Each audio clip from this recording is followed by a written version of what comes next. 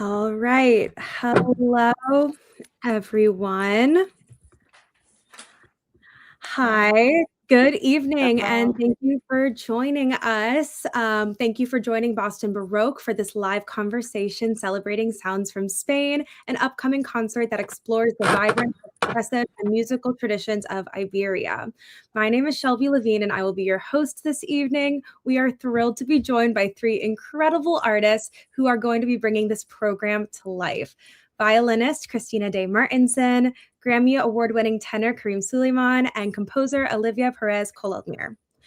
Tonight, I'll begin by introducing each of our guests and giving them a chance to share a bit about themselves. From there, we'll dive into a conversation about the music, the creative and collaborative process behind Sounds from Spain, and what audiences can look forward to when they hear it live. We'll also be opening things up with audience questions later in the conversation, so please feel free to join us live and engage directly with the artists. We're so glad you're here. Let's get started. To start tonight, I want to introduce the person who helped shape this program from the very beginning. Christina Day Martinson is one of our violinists you'll hear on the Sounds from Spain program, and she also served as the curator of this program, bringing together the repertoire, the artists, and the overall vision for the concert. Christina, could you start off by telling us a little bit about yourself and how this project came together? Yeah, so I'm concertmaster for Boston Baroque, for those who don't know me, and have been appointed recently associate artistic director for Boston Baroque. And with that title came the sort of directorship of the X-Tet series. So we do about 2 to 3 concerts a year. And it's in the past, we've really focused on sort of, I would say, traditional repertoire for chamber music, like string quartets and string quintets. So the core members are myself, Jesse Irons, violin, Sarah Darling plays violin and viola, Jason Fisher, viola, Michael Unterman, cello. Those were the 5 founding members. And we started with just trying to get to know each other, going on retreats and rehearsing a lot, and really focusing on traditional repertoire. And then when it sort of was given over to me, this series, I really decided to go with my dream of sort of expanding the music to more world-influenced music as well as contemporary composers. So at NEC, I was a student at New England Conservatory a long time ago and did a lot of new music then, and then went off to Amsterdam to study Baroque violin performance practice, and sort of gave up any music past the 18th century, 18th, 19th century. And this felt like an opportunity to always also kind of come back for myself, do a circle back to some of the music that I've in the past felt passionate about. That's great. Next, I would like to introduce Olivia Pérez-Collellmir, the composer featured on Sounds from Spain. Olivia brings her unique voice to the program and has contributed original perspectives that shape the sound and feel for this concert. Olivia, could you tell us a bit about yourself, your work as a composer, and what drew you to this project? Yes, of course. Welcome, everybody. Hello. So yes, my background is as a composer. I've been writing projects with jazz voice, very into jazz, also very flamenco. I love to write for chamber, and also I'm currently doing I finished my symphony, my first symphony for the London Philharmonia. So kind of I love to explore, the language of composition is the language that then every specific ensemble has something so much to enjoy, how is the particularity. So with Christina, we met when I was playing. I am a pianist myself, so I played the piano in the Boston Baroque Gala, the 25th anniversary, and we met there personally, and we loved each other's projects. And I brought an arrangement of mine playing with the piano with my trio. It was more flamenco jazz and into a bit of Baroque. And then we started the collaboration. Then Christina also got it had an incredible show in the WGBH and invited me, Christina and friends, and said, Olivia, I would love for you to play that Spanish soul that you have and the language and those compositions. Can we do a collaboration? I said, for sure. And so when she called me to be part of the program, or that Boston Baroque was focusing on the Spanish music, of course, it was like a dream to come through, right? So can you compose and arrange for an ensemble, Boston Baroque ensemble and X-Tet? It's a dream. It is. And we love having you. So thank you. And finally, we're thrilled to welcome Karim Sulayman, the Grammy Award-winning tenor soloist on our program. Karim's artistry brings the music to life, and he adds a powerful, expressive voice to sounds from Spain. Karim, could you introduce yourself and share a bit about your work as a singer, as well as what makes you excited about being part of this program? Okay. Let's see. Sorry, what was the first part? What was the first part Introduce of the yourself. That was the first introduce part. myself. That was the first part. Karim Sulayman, tenor. As you mentioned, I think you did a great job with that. And I just, Christina and I worked together. What now? It's twice now, right? We just the last time we worked together was at the gala for Boston Baroque, and I remember in the parking lot there, we just started talking about possibilities of programs, and I think I'm always excited to do new stuff and to keep challenging myself and exploring different repertoire, and this is gonna be that. So that's one of the things that I'm excited about, but also it's an incredible group of musicians that it's always, an honor and a pleasure to be able to get together with Boston Baroque and jam. So it's going to be fun. That is great. So my first question is for the whole group. What excites you most about this program and bringing together Spanish Baroque and contemporary works?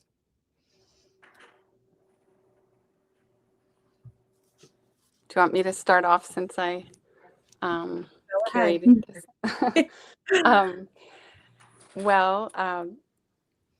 Yeah, I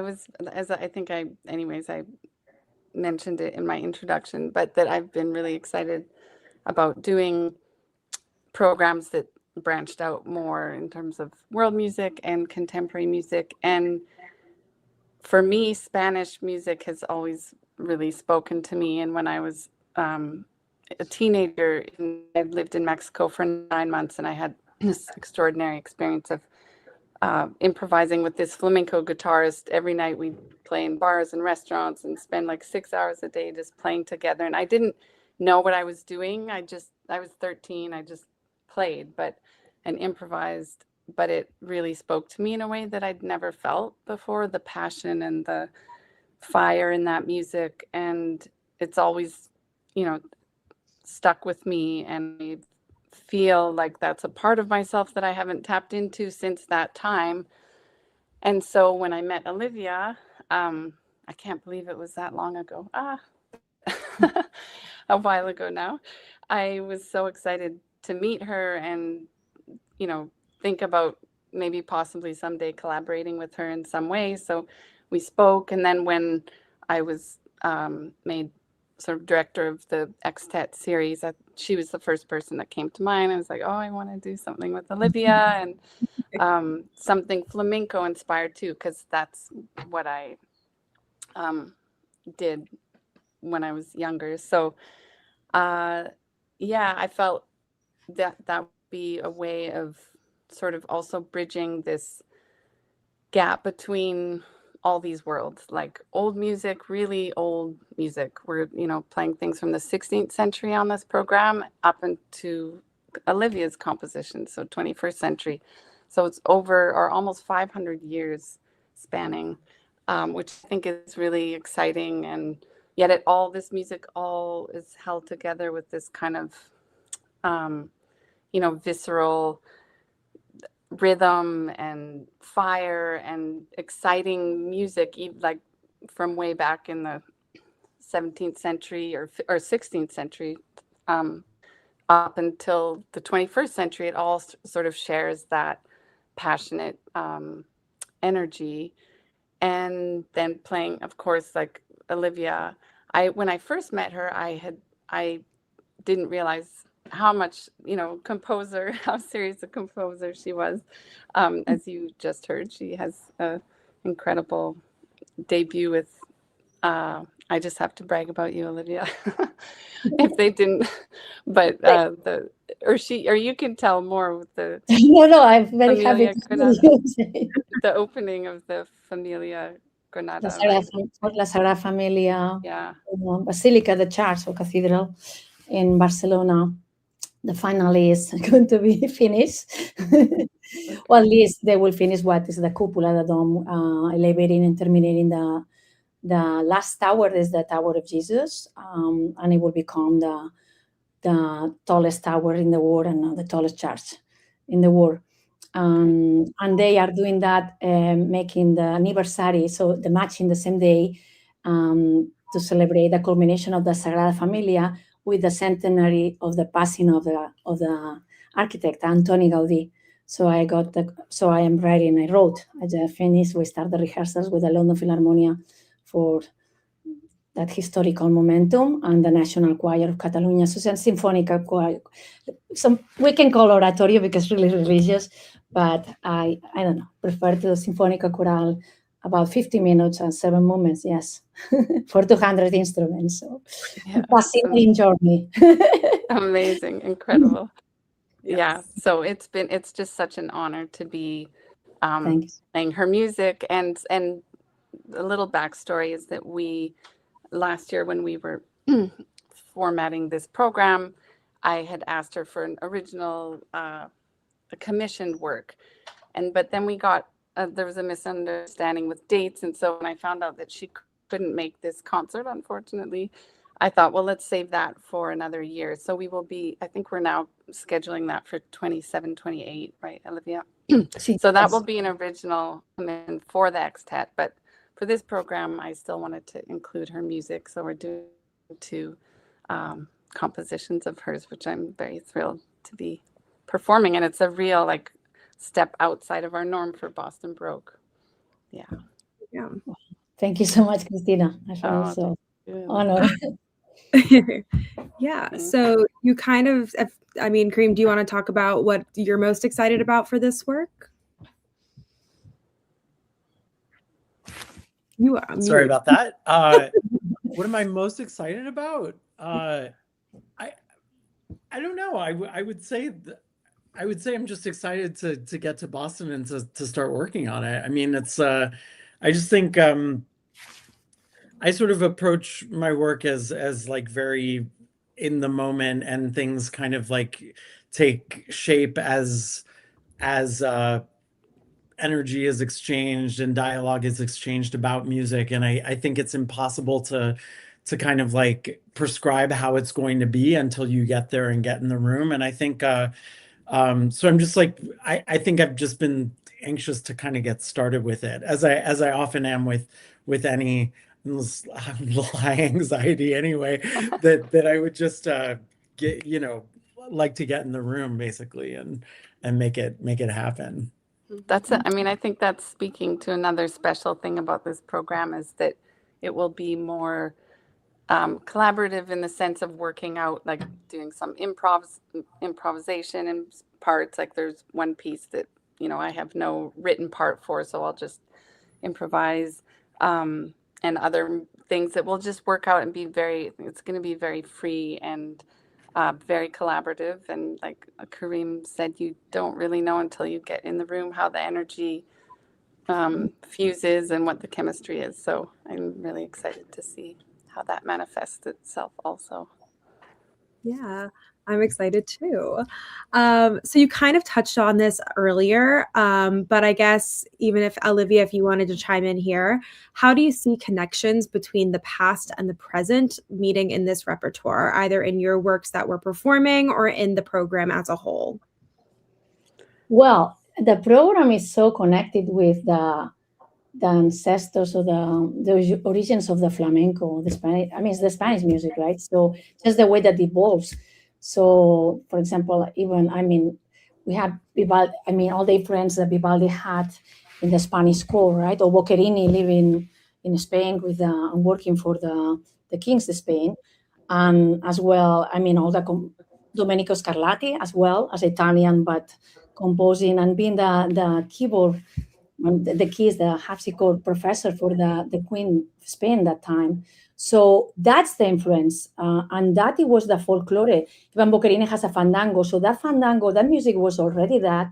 It was based on the oral tradition of the Spain, and then they evolved in two lines. One more like academic, and the class, what we call after that classic, right? Because it was all written, and the one evolved like an oral tradition and became and passing from families to families and less into academic and university or college conservatories level. So it's fascinating to see how this now brings together, because the flamenco, the Spanish music is the same language. I mean, Alicia de la Rocha, when she recorded, right, all Albéniz, Falla, Granados, Frederic Monpó composes from the 19th, 20th century in Spain.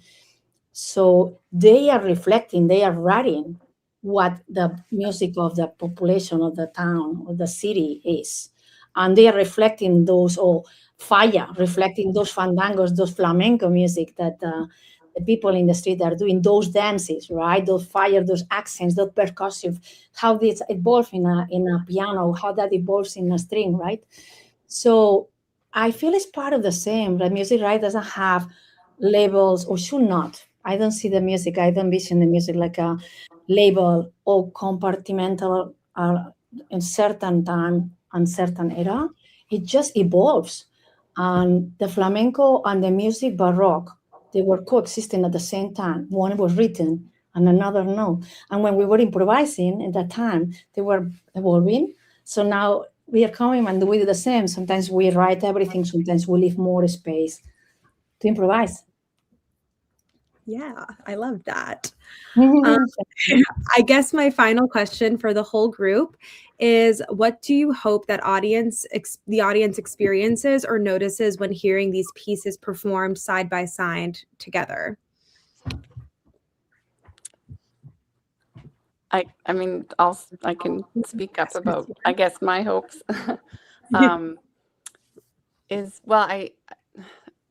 So I feel like there are sometimes these two worlds of, say Baroque, like Olivia's saying, we do label, and people like to sometimes compartmentalize music or many other things, of course, too. So I feel often there are these audience members who either come to this group or to that group. They come to Boston Baroque or Handel Haydn or Boston Symphony. And then there's the jazz, people, jazz flamenco. And I'm really excited about hopefully bringing in a variety of audience members who will see both, people who don't like Baroque music or think it's, I don't know, boring or stuffy. They can hear some of these, incredible pieces that have that fire and passion and might be excited by that. And vice versa, people who find new music or contemporary music, alienating, they don't understand it and don't relate to it. And so I'm hoping they'll come and hear, a live performance of a living composer that has incredible rhythm and groove and saying a lot, and that it will speak to everybody in this way. I feel like all of the music is sort of taps into like an innate human experience it through the music that's very accessible and visceral, and like I said, we're bringing so much history through these very old, many unknown composers. Like I'm pretty sure that most people won't know most of the Baroque composers, and I didn't know some of them either before I started this project. And then moving through to some, like Olivia saying, there's Vivaldi and Boccherini and Handel, even on the program, all these Spanish influences, and then culminating again with a new work. So I don't know, it's just broadening our our musical umbrella to maybe hopefully people will come away with some surprising feelings about different kinds of music. Yeah. Just as a reminder for everyone watching, if you have any questions for Christina, Olivia, or Karim, please feel free to type them in the chat and we'll answer them towards the end of the interview, or the Q&A, I guess. So yes, definitely we want to hear your questions. So be sure to let us have them in the comments. I'm going to now talk to Christina. I have some questions for you. You were talking about this a bit earlier about how there's so many different, even some of the composers you selected that are more classical, Baroque composers, you didn't even know when picking this program. So when selecting these composers and these pieces, what qualities or ideas were you looking for to shape the program? Well, to be honest, in the beginning, I was just looking for Spanish music and Spanish influenced music. That was the broadest category. And actually, it was really challenging in the beginning because there isn't a lot of repertoire from that time for this combination of instruments with voice, with tenor, or I was having trouble finding it, and I was reaching out to people, and it's not like Italian music or French music from this time where there's just loads and loads of repertoire that you can choose from. It was pretty limited. And then another huge challenge for me was that like almost all the pieces on this program are between 2 and 6 minutes long. So in the past, for other X-Tet programs that I'd help program, we'd say start with like a Brahms sextet or a Mozart quintet, 45 minutes of music, and then add maybe a Haydn quartet or Beethoven quartet or another smaller piece, right? So you work through like 2 or 3 pieces that you need to put together and connect somehow. But suddenly all the pieces that I was drawn to and finding and that felt like it would be exciting on the program were between 2 and 6 minutes. So I suddenly had to put together a cohesive program with, I don't know how many pieces are on there, but 10 to 12 different works for different instrumentation, and then how it all connects and flows, which actually we're really only going to find that out once we start rehearsing. I've put what I think is a nice flow, but we'll see. So yeah, there were a lot of challenges in terms of just simply finding enough repertoire. And then when I started, I asked Karim, he was extremely helpful in recommending a few of the pieces that are on the program and pieces that suited his voice. I really wanted him to weigh in on it because he's, the soloist and ultimately in a way. So I wanted him to feel comfortable with the pieces that I was programming. So he had a lot of say there. And then, for instance, things like the old traditional Sephardic songs, which I loved, and Karim had sung a lot of those in the past and recorded them.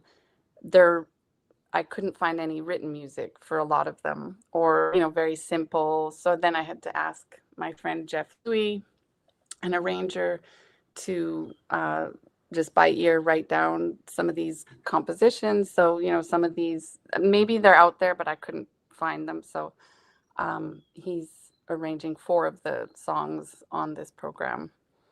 So yeah, it was quite a challenge, but I feel like it's come together in a really exciting mix and a real variety. I'm just thrilled to be able to bring it to life and see how it all evolves too over the week. Yeah. So you talked just a little bit about this before, about Karim coming into the process. Can you tell us a bit more about that process of bringing the X-Tet and Karim into this program and how that came about?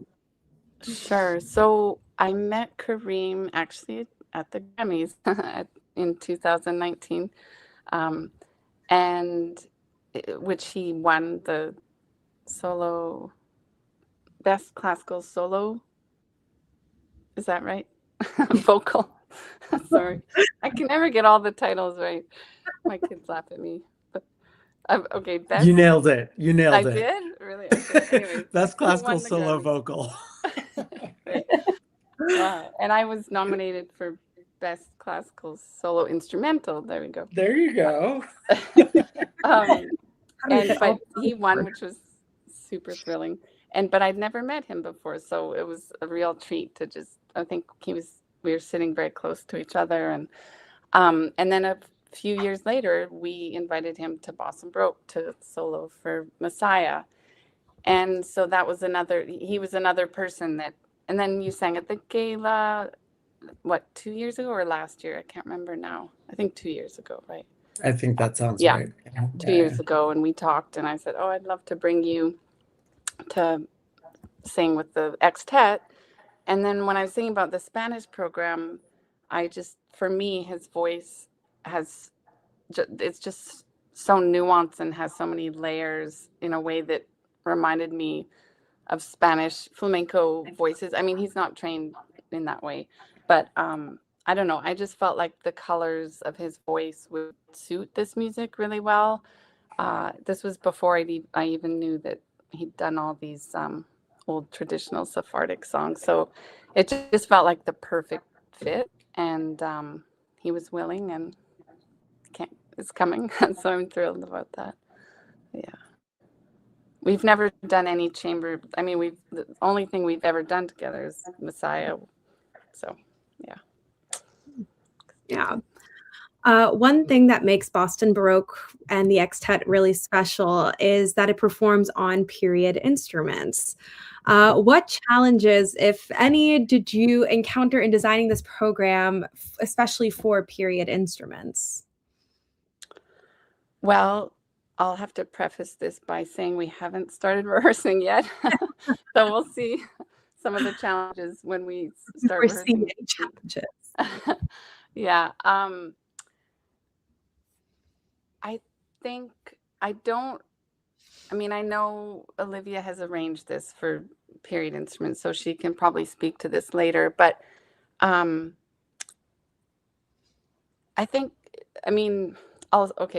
this is maybe a digression, but I'll say that for me, one of the revelations about period instruments that has come to me recently is just my own personal revelation is, I was drawn to these instruments, yes, to sort of bring me closer to the music and the musicians and composers of the 16th, 17th, 18th centuries, but I also was just drawn to the instruments themselves. Like I love the timbre, the nuanced colors you can get, that gut sound.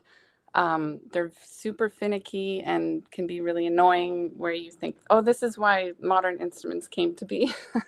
It can be very difficult, but you get something in exchange for that you have to sort of coerce different sounds and colors out of these instruments. So I thought, so why can't they be, we play them today only to play old music, right?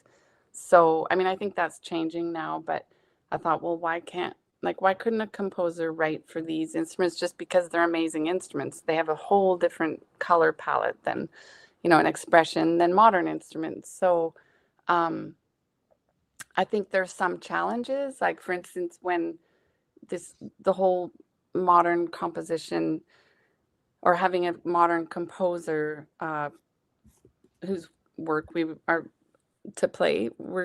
going to play. It started with Martin Perlman, who's actually an incredible composer. He's the music director of Boston Baroque for 53 years. He was very talented composer. Not everyone knew that. So the X-Tet said, oh, Marty, would you compose a piece for us? And he said, sure. And this was a few years ago. He wrote a piece, brought it up to a retreat we were doing, and it somehow didn't work actually for these instruments. I think he's the one who felt that most strongly. I didn't necessarily, but he felt like it didn't quite work. So then he went back and composed a new piece for us that we played last year. That was our first ever newly commissioned work. So, there's some challenges in terms of register. We don't tend to go as high as modern instruments, we can't pull out the sound in the same way, or lyrical things are harder with these instruments and these bows. So, and we'll see, with Olivia's pieces, we'll see how it all works out. But I have a lot of faith that it will, and through her sensitivity to all these things, it will all work out beautifully.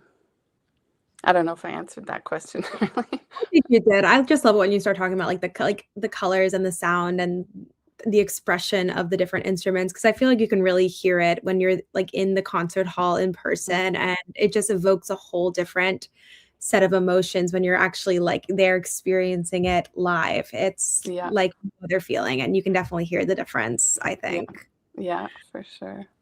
Thank you so much, Christina. My next question is for Olivia. Hello. Hi. So, Olivia, can you start by briefly describing the influences behind your pieces? Yeah, sure. So both, we're going to be playing Tango Samon and Granada. So both are pieces, current existing pieces in my album that is called Olivia, is my name. That it was, I wanted to show the identity of my journey, my life journey. I left Barcelona, it's my home city, when I was born and when I was raised. And then those colors, those soundscapes, those flamenco, the rumba, those classical music that I was trained with, the legacy, also the legacy of Alicia La Rocha, my professor in the conservatory, Granados music, Albéniz Falla, as a classical pianist.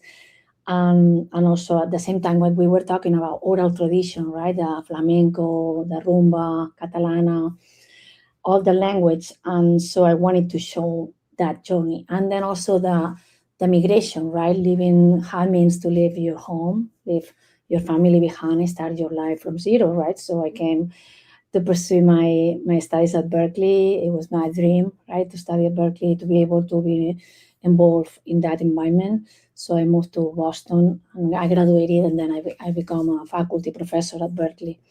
So, and then there's another part as well that represents the identity more like American, right? Or jazz, North American and jazz. Carrying as well, of course, my Spanish identity cannot go away, because these are my roots, is the way that I speak and I feel. So Tangos and Monpou is this journey, and represents Frédéric Monpou, the first composer I did play for the piano, and actually was a very close friend of my professor. So I got to meet him when I was, I think, 4 years or 5 years. So it was my biggest influence, right? So all the Impressionism. And it's a pity, because it's not as well known, like a Satie. You talk about Debussy, Ravel, Fauré, Satie, and everybody knows, but Frédéric Monpou is not as well known, and it's also a way to bring awareness and internationally, right? So, and the small thing I can do for, and I think that his language is unbelievable, and it's between Impressionism and jazz. And so Tangos is a tribute to him. It's based on a theme and melody that he wrote, as a folkloric melody, based on the Mediterranean small town in Catalonia. And so I did a version in flamenco, and Tangos is Tangos flamenco. So have the clave, the fire, and the identity, the groove, the modality, Frisian mode that comes with the flamenco. That Tangos and Monpou. Then we have Granada. So that is the album. And then I did write the arrangement for the X-Tet, and it's fascinating to see how that language evolves, right? And so coming back to the question, then Granada is because it's one of my favorite cities in the world. And so when I wanted to do ID or identity of my album, so I wanted to include a tribute to Granada, and it's a bulería. It's also a flamenco palos that has a super powerful, a 6/8, 12/8, 3/4 rhythms combined, polyrhythms at the same time, with a super powerful melody and also modal. So writing and adjusting that for the X-Tet and for the voice of Karim has been one of the funniest things. So happy because it's what Christina brought, Sephardic color that Karim can do. So tenor and Sephardic, it's unbelievable. And it's so related with what we call cante hondo in the flamenco world, in the folklore and the voice of the community, flamenco and gypsy. They have that we call cante hondo, and it's coming from the Sephardic. Back in the time, they evolved together, and then they have a very, very close over common path. So this is, the kind of context of the background of the two pieces. I love that. So as you just said, your music draws on flamenco, jazz, and some classical traditions as well. So when you start composing, where do you usually start? Do you start with rhythm, harmony, sound? Where do you begin your process of composing? Oh, such a good question. So depends on the project, right? If it's for a symphony, so I don't use flamenco. But so the most important, I'm very melodic composer. So for me, the melody is what comes first usually, and comes already that melody, that theme, as inspiration, right? That sings to yourself, and you walk and sings, and it's that, and it cannot be other way. And that melody comes already with a harmonic color, so you can hear the spectrum, the palette of colors of the harmony. And if it's more, in which tonality and modality, but also kind of the evolving tension and release, and comes with a rhythm. I don't hear the rhythm and necessarily separate, because the melody is already with the rhythm, right? Has identification, so both comes together. So of course, when I do a section that is mostly rhythmically, it still has a shape, melodic shape, even if if they repeat the same root or the same note, but has still intention on that shape. So for me, yes, everything comes together, and it's more about how make me feel, what I want to represent, and what I want to communicate, and the emotion behind. But again, it's depending on the project, of course. If it's a big, like a huge project, like a symphony of 50 minutes, you have to be very methodological on the steps that you're going to take, and start with a framework, like an overall microcosmos, then start getting the section of moment by moment, and then texture by texture, right?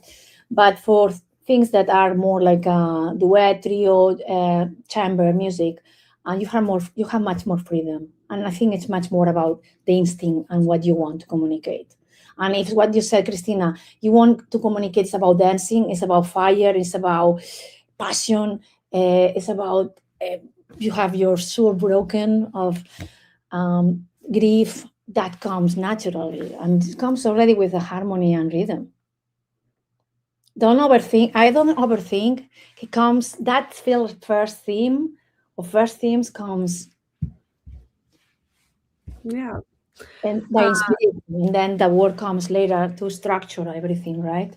Yeah. I love that as a starting point, how you visualize the music and then go into the writing of it. How did you approach blending your contemporary voice with the Baroque repertoire on this program? Yeah, well, since it's an arrangement, right? Adaptation. It was very already with Christina. We choose the pieces, right? That they will be really working well for a period ensemble, and I think that we will see right in the rehearsal. I think we already choose pieces that they had that common. Common heart and soul, the Sephardic color, the nuances, the palette, the timbre. It's exactly that, because we are talking in Granada about cante hondo and Sephardic, and what we talk about the Baroque in the communities, the Baroque not written, right? The folkloric Baroque, it was already there.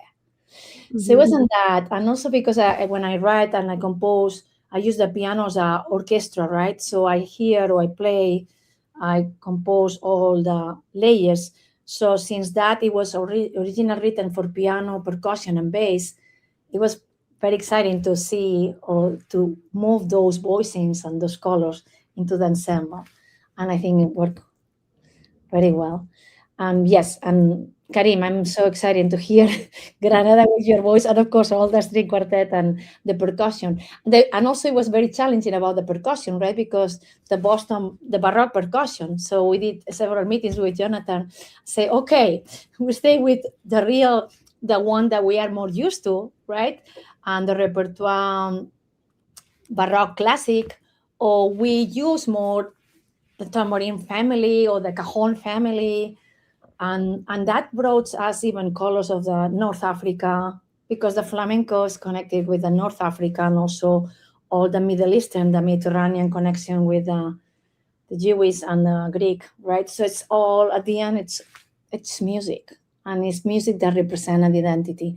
And I think the two pieces represents that identity. And just because the core, it was the piano and the percussion and the bass, it was really organic to write, okay, then that voicing adapted to the nuances, the particularity, idiomatic particularity of the Baroque instruments, and the Karim voice, of course. And in tango, all the same. Mm-hmm. Yeah. That's great. Yeah. So thank you so much. Just a reminder again for our audience, if you have any questions for our guest artists, please put them in the comments, and we will be sharing your comments and asking your questions at the end of our program.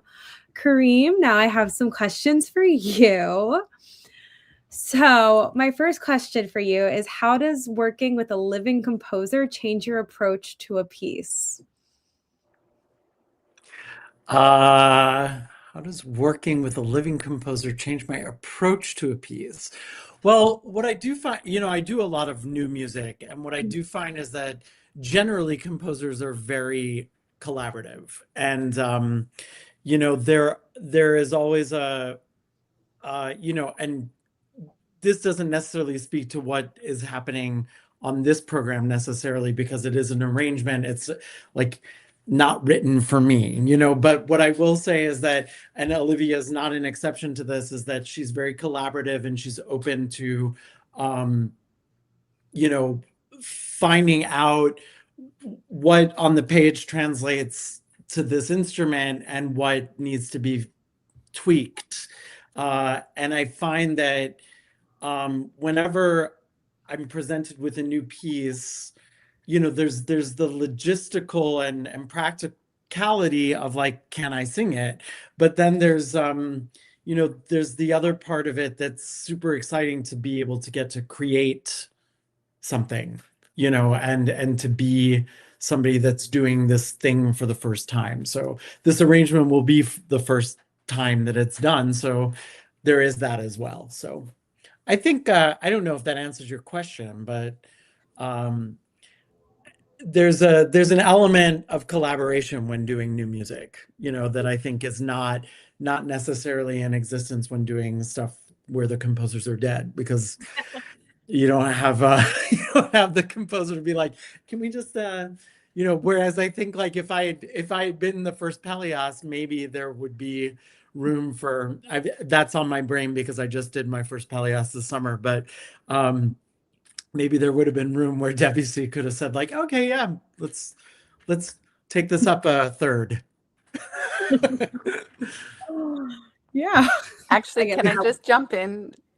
I'm jump in quickly to say another thing I find exciting about working with living composers is that we sometimes forget that Bach and Mozart and Handel, all these people, they were contemporary new composers during their time, and people were playing their music as new music and working with them and figuring things out. So that's also a really exciting aspect of having living composers, as well as it's just so important to support them and not just dead ones.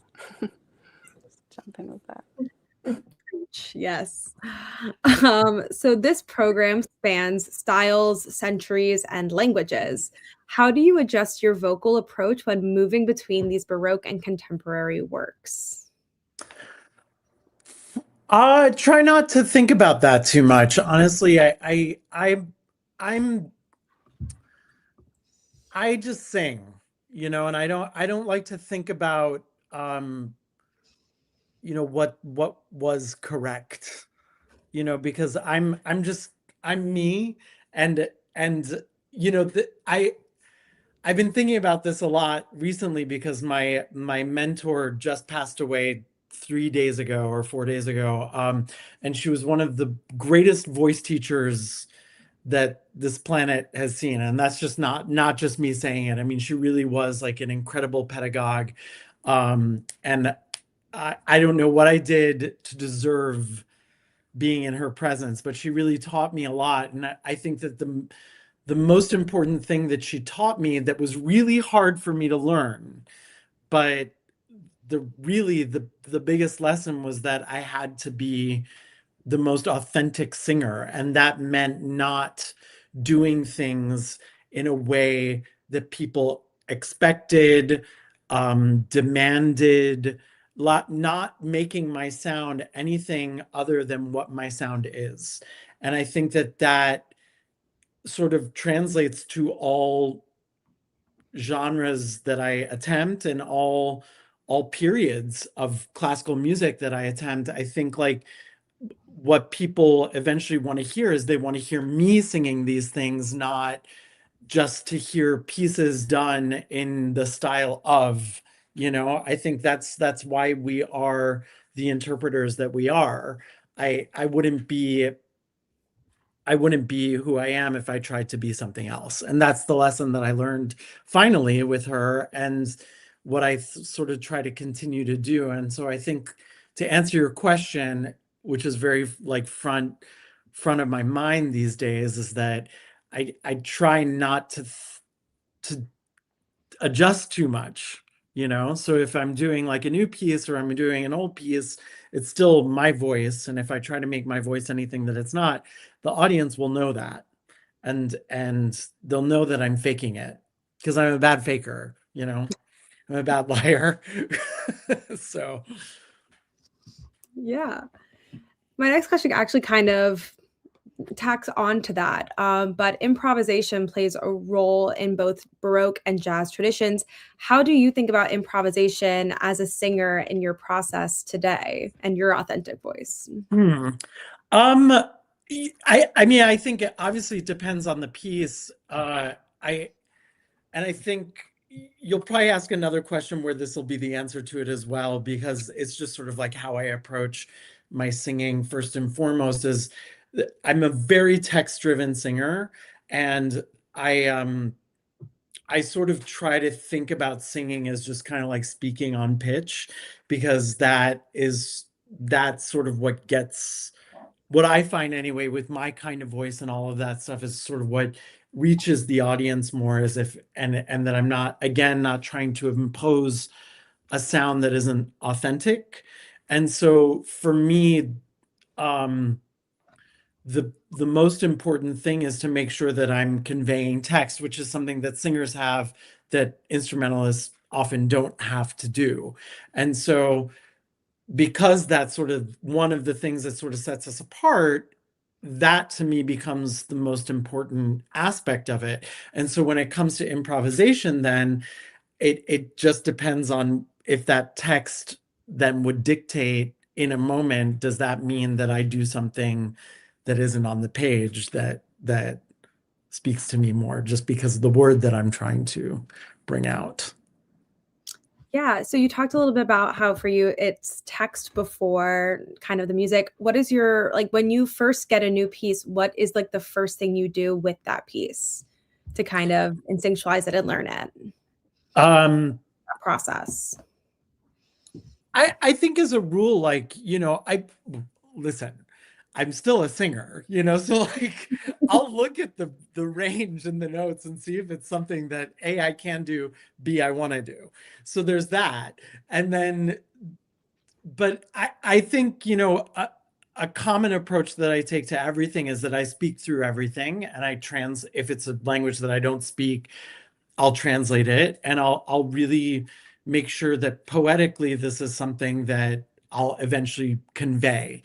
And I think that that's always the way that then I approach how and again, I don't think I think about my voice any differently, but I think my voice will do different things depending on what the text is then there to convey.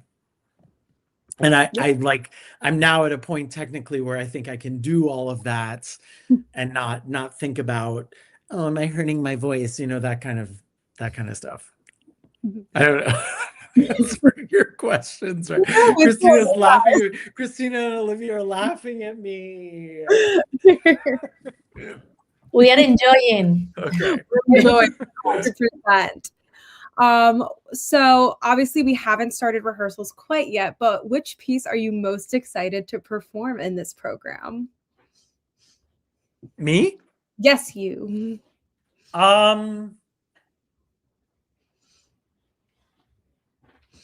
I don't know. They're all real good. Yeah. It's like a banger after banger. I think it's just like that kind of program where like everything. You're asking me to like pick a child. I would never do that. I think I just think it's going to be a great program generally. It's really like that's hard for me to. I can't. I refuse to answer that question. I accept your refusal. I guess everyone watching will just have to come to the concert. That's right. That's right. And you can't leave after I picked the one song that I was looking forward to. You have to So listen to all of them now. That's right. This question is for everyone. Is there anything else you'd like the audience to know when considering attending this concert?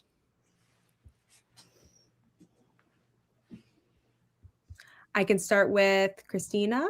You got something for us? Sure. Well, I think I touched on this before, but I'm just hoping that everybody, which I'm sure they will be. I mean, we're blessed with Boston audiences that they're both, well educated with classical music, but also very open to new, innovative things. So I feel like we're really lucky in this city to have people who are open to different things, and I hope that.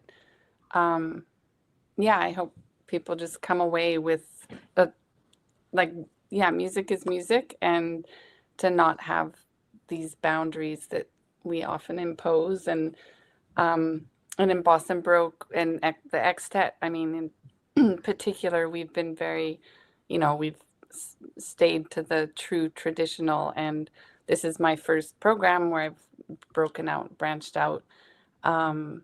And I really hope people will be excited. Like I said, the people who maybe don't relate to Baroque music will say, oh, wow, I didn't know it could be so exciting, which I often feel that way about Bieber, for instance. People will say, I've never heard anything like that. And it was written 350 years ago and it sounds brand new, So I think a lot of this music feels and sounds new and is still really relevant in our human experience, as well as modern music is also very important and relevant. And I just hope that everybody will be open to that, and those who maybe don't relate so well to modern music, which is a lot of our audiences, right? For Baroque music, a lot of them go to our concerts because they don't include modern music. So I'm hoping that they will come away saying, oh yeah, that's amazing too. And I know Olivia's music I can't imagine it won't speak to everybody. So. Thank you guys. And thank you so much to Christina, Olivia, and Karim for sharing your insights with us. Now we would like to hear from all of you watching at home. Please type your questions in the chat and we'll try to get to as many as we can. I see we already have a few, so I can get started with those. Do the Baroque and modern pieces feel really different to play, Christina? Yes, I would say for sure. Yes, and yet in a way, it's sort of what Karim was talking about, where I also have shied away from this sort of authentic notion that can pervade early music, where you have to play it a certain way and certain rules, and And I think it can definitely help guide us to, being closer to what the intentions are of the composer, which is enlightening. It makes you play a certain way. And I respect that deeply. But I also feel like, yeah, I play the music the way it feels right to me, right? Which sometimes isn't the correct way. And so I won't be imposing that on, I'll put it that way. I won't be imposing, these rules onto the 16th, 17th, 18th century music. We'll see what it brings out of us. But I mean, it is, that being said, it just is different. It's a different language, different and the same. Like, it's evolved. Newer music has different elements that you have to bring out. And I'm super curious to see how they sound, how Olivia's pieces sound on period instruments. Because when we played Tangos on Mampo in June at WGBH that she was referencing, I opted to play modern violin for that. So, and this time I'll be playing Baroque violin. So we'll see. It's going to have a whole different timbre. I don't know if that answers. I don't even remember what the original question was. No, similar. It was like, how do the Baroque feel different to play? So I think that answers it, that there is. It's just, they're very different, very much the same too. It's all music, and it's going to be really interesting. I have never played a program that spans this many centuries, in fact. So that's one thing I'm really, really excited about in this program. Wonderful. Another question that we got was, do you ever improvise during performances? To me or anybody? To anyone, and we can start with you. Karim's nodding, so maybe he. Yes. Sometimes it surprises me. The wrong notes that are improv. Improvisation is just the fancy term for. Yeah, I was like improvising. It's cool. That was so intentional. Very intentional. Actually, the way that I'm notating certain parts of the Tangos de Mampo and Granada, they are given this space to improvise. In Granada, in the case with Karim, we already talked about, right? So give that space to embellishment, promote his identity, his uniqueness, right? And that's the beautiful, and that's the kind of the incorporation, the concept of the jazz, right? The improvisation, but it was also related to the concept of the Baroque with a basso continuo. So it's, again, right, how many similarities, right, we have there, and what is the chord that we write, and what is the space that we leave for the best of the interpreter, right? Yeah, I'll say for myself that one of the things that I loved so much about playing flamenco back in my teenage years in Mexico was I just improvised. I'm embarrassed to tell Olivia I did this because I didn't know, I didn't know what I was doing.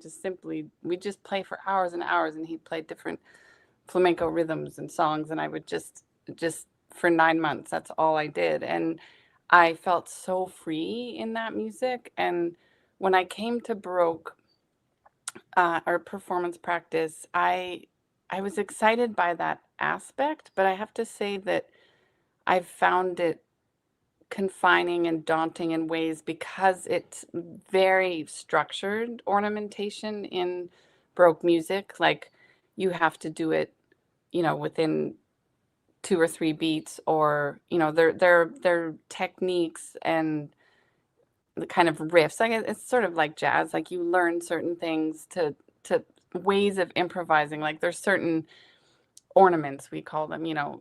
There's certain ornaments that don't fit the music if you do certain things. So you kind of really have to learn that. And sometimes I find that confining, and I've had to break free of that in times where I'm like, whoa, I feel very comfortable improvising in certain situations, but it's when I don't have so much structure in it. So I'm excited to see with this. I think some of this will be much freer because, for instance, the Yacaras, that I'm going to be playing that with Daniel and Jonathan, and I nothing so far as, I'll have the chord changes and then we'll see. And then other Baroque pieces, maybe will have much more of that ornamentation feel to it. So yeah, it's going to be interesting to see how the improv all plays out. And in fact, in the beginning, Karim, we talked about I Amor Loco, and you said, oh, well, there's nothing, I think, did you say there's no music or we'll just have to improv it? And so I originally was just like, okay, we'll just see, and I know the other X-Tet members are also very free and great at improvising. So I was like, oh, that'll be great. And then we talked a little more and we felt like we needed some more structure. So there is structure there, but there will be, a lot of room in this concert for innovative, ways of playing. And Yeah. Another question we got was, can Karim speak more about the vocal music? Well, I certainly can. What would you like to know? Let's see. We have three Sephardic pieces. Mhm. Three. Yeah. Two of which I've recorded. One I recorded on my most recent solo album, which is called Broken Branches, which was with guitar, which we performed that program at the Boston Celebrity Series 2 years ago, I think. And that's so there's that one. Then there's another one that recorded on a disc of all Sephardic music. And then the third one was one that I didn't know that Christina brought, and it's really cool, super cool. And then there's a Handel cantata in Spanish. And what else do we have? We have Duron, and we have Olivia's piece, and we have the I Amor Loco, which is anonymous. And the Sephardic stuff is also anonymous. And I think that there's a little bit of, there are like two camps with Sephardic music. Like some people are very dogmatically, they don't want Baroque instruments playing Sephardic music. It's totally different, blah, blah, blah. And then there are other people that are like, why not? Absolutely, let's do it. And so, and I think that a lot of Sephardic songs are hard to date. Nobody really knows when some of these songs were written. And so there's a lot of debate back and forth. And I am no scholar literally about anything. So not Sephardic music, nothing. So for me, I think what's just exciting is how certain pieces speak to not just us as interpreters, but to audiences. And what's very clear, especially with La Primavera, is because I've done now Broken Branch. I just came back from Seattle where I did Broken Branches again. And we've done that recital now 17 times, which is like, for a vocal recital, that has had quite a life. Yeah. And we still have more coming. So, and I will say that song gets him every time. So it's just one of those songs that's like super, super magical. So, I don't know. Am I answering the question? Like, can I speak more about vocal music? I'm not sure. I think you pretty much nailed it, in my opinion. Okay. I'm just the host here. Anyway, this question is for Karim and Christina. Do you have any pre-performance rituals? Karim, go ahead. I try not to, because I'm a little bit of like, I am a little crazy. So not in like a bad way, but I am a little crazy. And I think like I used to be a very, very, very, very nervous performer. I'm less that way now. I actually like performing now. But I think what's been helpful for me is not looking at a performance day much different than any other day. And so I just kind of try to I try to exercise like I do every day. And, I don't eat too soon before I have to sing because I hate having a full stomach when I sing. And yeah, just, I mean, really drink a lot of water, I guess. Make sure the humidifier is on, that kind of stuff. Mhm. Christina? I have to say I also don't have a lot of or any rituals. In fact, I think I probably have a similar approach to Karim, which is because I want it to be as natural as possible and not to impose extra pressure or stress onto a performance. I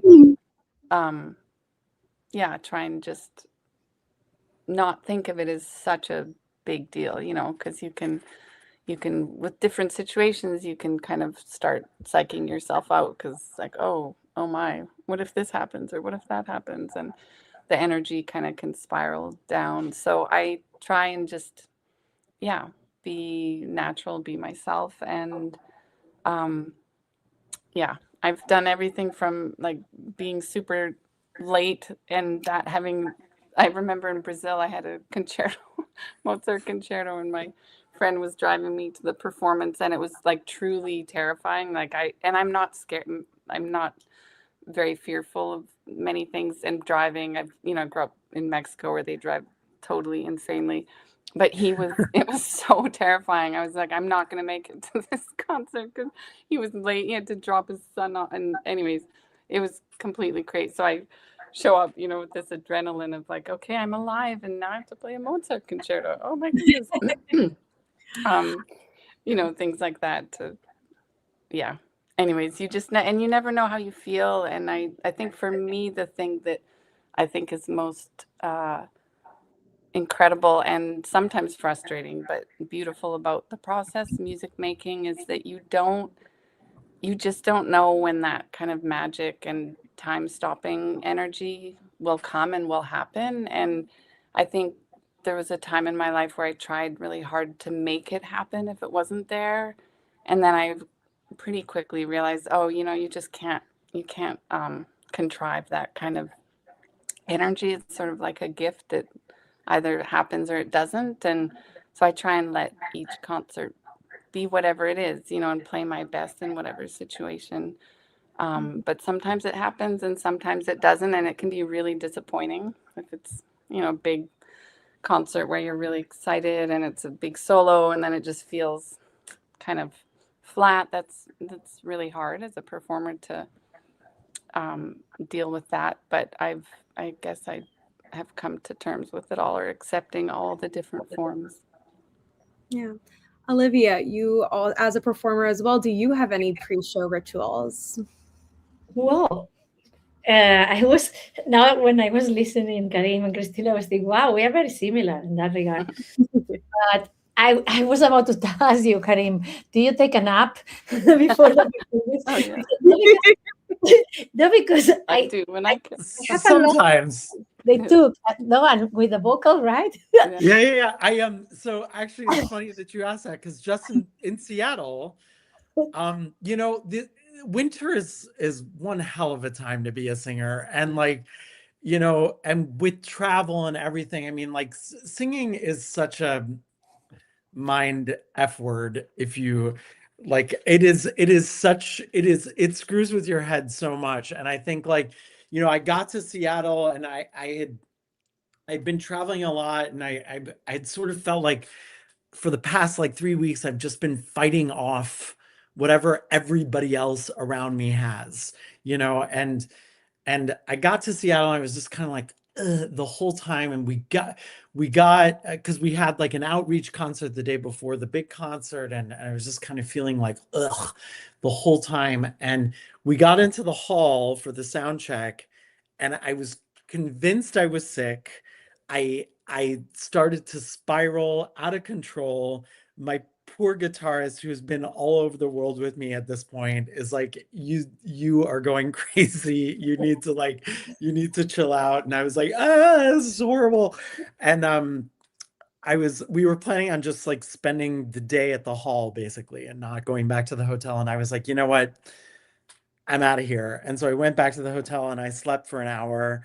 I woke up and I was like, oh, I'm okay. I'm ready to go. And I think it was just like my mind just needed a reset. It wasn't like, it actually wasn't physical. My mind was making things physical. Yeah. And like, it really matters. Yeah. It's really important, right? So the nap was like, and I don't usually take a nap. Like usually I just feel like if I sleep well enough, I'm fine. I'm good to go.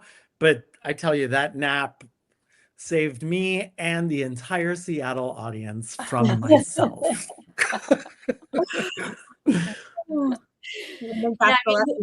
We try. I guess, I try when I know what's convenient and what's best for me. That is sleeping a lot. Don't go out. And the previous night, of course. I remember when, when the first concert that you do when you're a teenager, like this kind of big concert, and they say, yeah, you can do whatever. And then you learn all the experience. Like you go out, you party, and then the next day the fingers, they don't move. I said, oh, I'm not going to do this. And then another day happens something else. Okay, and now I know that I cannot do this either. So I'm not good. So I try to sleep as much as I can and be very relaxed the night before and during the same day. And not one thing that's important for me is I don't engage too much socially, because I am, you give and also receive a lot of energy. So I try to be very focused minded, kind of a process of meditation, right? So very spiritual and very on the music, and don't let anything impact me in that emotion, or don't put too much energy in. Because, I'm a passionate person. So if I see somebody, probably, I don't know how to say yes, hello. So I'm going to put some kind of emotional input. So I I say that for the performance. Not always is possible, because sometimes we have three things at the same time, or three things during the day, interviews or several performances or other commitments. But that's the ideal, yes. And then very spiritual and arriving to the moment and speaking from the truth. Exactly, totally. I feel the same. We can be as interpreted as perfect with the score or with a version of the composer, if somebody composes your own piece. But in my case, what I love is because it's my own piece, I can do it, right? You feel that freedom, but also in the spectrum of the jazz or and flamenco. I love that improvisation side, right? That make you feel so connected, and there is no sense of wrong or right or mistake. And I love that. That gives me so much freedom. I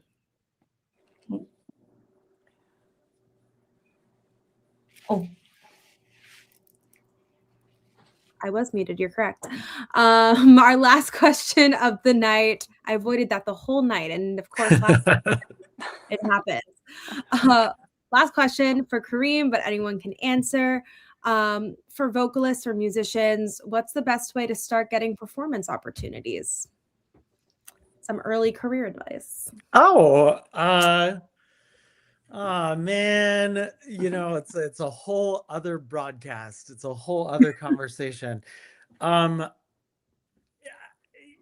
What's a good way to get performance opportunities? Where to start, I guess, is what the question is asking. Where to start? I would say where to start is in school.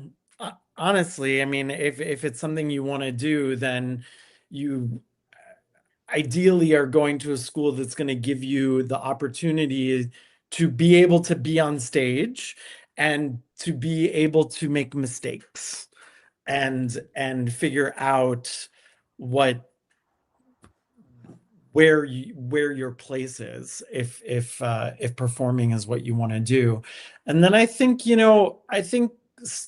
I'm not the person to talk to about the standard path of a singer, because my success didn't come in young artist programs and being a chosen one. I wasn't. I kind of had to work very hard. And so I think, not that people who aren't those chosen ones don't work hard, but like, I had to work hard at sort of like forging my own path in what classical music is. And so, and I wouldn't change that for anything, honestly. But it could prove frustrating. And I think that really the best ways of getting started are finding the people that you really like to perform with and make those opportunities happen. And that can be in like a church, it can be in a bar, it can be in a classroom, it can be really anywhere to like get your feet wet in that performing realm. And then invite people, and those people that give you jobs, they'll be there and they'll give you more jobs, I guess. I don't know. Whoever it is, email me. We can talk. Ask me more questions, and we can talk more about it if you want. I could jump in just to say a few words that it sounds like it relates to your path, Karim, and certainly mine. Is that I feel also I didn't have the traditional path, and I think that I always feel like my success is because I didn't try to be something that I wasn't. I didn't try to be the Paganini modern violinist that I wasn't. And that didn't interest me. So there are times, as a student, you try to be those things, or your teacher wants you to be, and you think that you should be this mold. And if you don't fit into it, you won't be successful. And I think actually often success comes to people who don't try to fit themselves into a mold and try to just be who they are and play to your strengths. And for me, when I found Baroque performance practice, it was like, oh, this is me, this is my niche. And I was open to exploring other genres and realms. And I could feel that the other modern violin path wasn't for me, but I wanted to play the violin and I wanted to be a musician. And so I would really, I guess that sounds so simple, but just to try and really be true to yourself and what your strengths are, and not feel like you have to be something that you're not, which I think it was a lot worse for us when we were younger. I think it's a little better now. But I'm sure we've all, same sort of time frame growing up and thinking if you don't fit this perfect, box that you won't make it. And NEC telling us that 2% of us would have a chance at being professional musicians. It's like, oh, that's encouraging. Yeah, there was a teacher at Eastman that actually said to another student that it would be a cold day in hell if Karim ever had a career as a singer. And so like, yeah. And like, so it's like, he's dead. What do I care? It's like, it doesn't like, anybody can say whatever the hell they want. But like that, what Christina is saying is absolutely right. And I think, like I said it towards the beginning of this, is like, there's no path forward for being something that you don't feel is right for you. Yeah. I think that's a great place to end it.